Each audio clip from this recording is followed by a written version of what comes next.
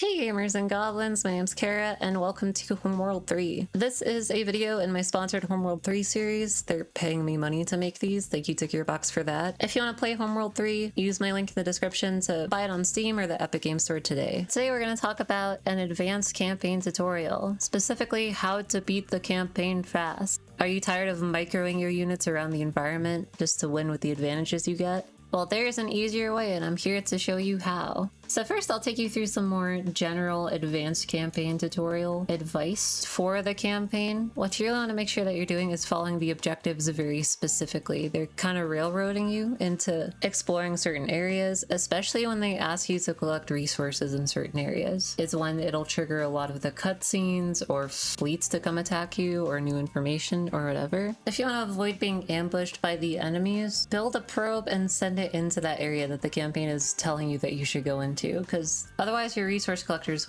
will just get ambushed every single time. It's very predictable, so just build some probes, send them in there, collect some information, especially when the dialogue is prompting you to check out a certain area. Also keep in mind that the game doesn't really care about anything other than beating your objectives. Even the bonus objectives are pretty optional and they don't really do much other than changing some of the dialogue. So like in the Nebula campaign mission, when you're ambushed and you're just like trying to leave as quickly as you can, they'll say, oh, you can't carry all of the units that you don't have docked inside of your ship by the time you leave. You can just leave anyways because nothing that you can't rebuild, but you have a little bit of sad dialogue about it. As far as I know, it doesn't change anything about the game's campaign or anything like that, so don't worry about those like bonus objectives. Of course you can do them, and often they do help you play the campaign better. They're just sort of tips that they're trying to give you. Like this one says, oh, build more support frigates so that you can heal your ship faster. But again, you don't really need to. It's up to you. Better, more advanced tips that I would give you that saves you a lot of micro and time is to put all of your resource ships into a control group so that you can basically just click the button for that control group and press the button to make them harvest whatever's closest to them, so that you always have a steady supply of resource credits coming in so that you can rush into areas and not be afraid of losing as many ships as you want. I would still take it a little bit carefully just to make sure that you're not going to get absolutely rolled by whatever capital ships happen to be around there. But if you have a well-balanced fleet, you shouldn't have to worry too much about any sort of threat. As long as you have enough resource credits, you can basically survive anything. Probes are super important. Probes are also super helpful for the missions where you have low visibility, like for this Nebula mission again, because otherwise you will just get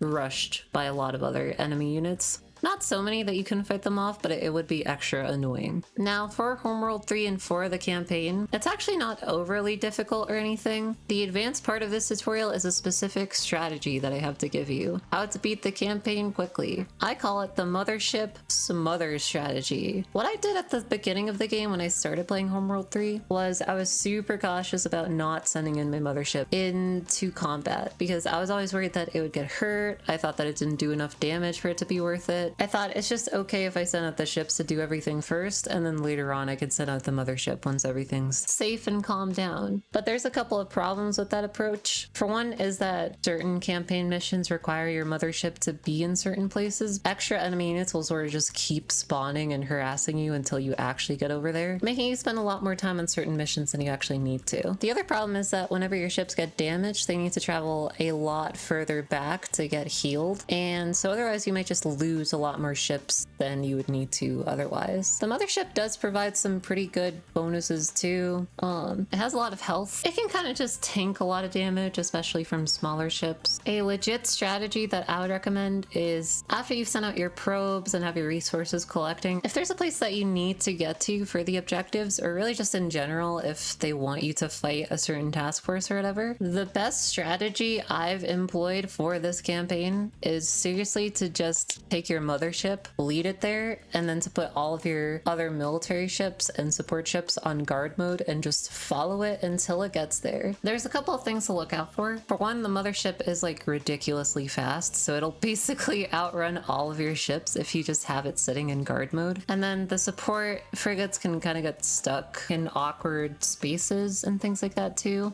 So sort of just to make sure that they're in like a reasonably close space to the mothership and to the rest of your ships, so that it can heal your mothership if it gets damaged, and so that it can heal any other ships that need it too. And then yeah, once all of your ships are guarding the mothership, anytime the mothership comes into combat, all of those other ships will immediately start attacking that other fleet too. One of the questions you might be asking is, well, if I just have it guarding, should I just have it in no formation, delta formation? What should I do? There's a couple different things that I've tried. One of them is just the delta formation. I think it's reasonably effective for when you're guarding your ship, especially if you want to just right click your ship and have all of your troops follow along with it. One of the other ones I like a lot is the circle formation. So the circle's pretty good because when your ships fire, if you have like skirmishers or capital ships like coming up to fight you, your ships move around a lot less if they're in a circle formation for whatever reason. So they can just concentrate their firepower a lot more effectively. Now they don't chase the units that are fighting them, so if they like run through your ships and then go around you and then kind of come back and attack you from behind, that can get kind of bad. But even still, in a circle formation, they will attack units from any direction that they come across, and it does a pretty good job of keeping their firepower centralized. It's kind of crazy how you can just like march into a certain area with your mothership, have all of your other ships following behind, and then just concentrate all of your firepower on certain enemies, like one ship at a time, and just quickly clear out a whole area while your mothership's just like tanking a lot of the damage and not getting that hurt by it either. Mothership is love. Mothership is life. Thank you again to Gearbox for sponsoring this series. Make sure to check out Homeworld 3 using my link in the description below if you want to play it today. In the next video, we'll talk about more advanced tips and tricks, and after that, we'll talk about a story overview.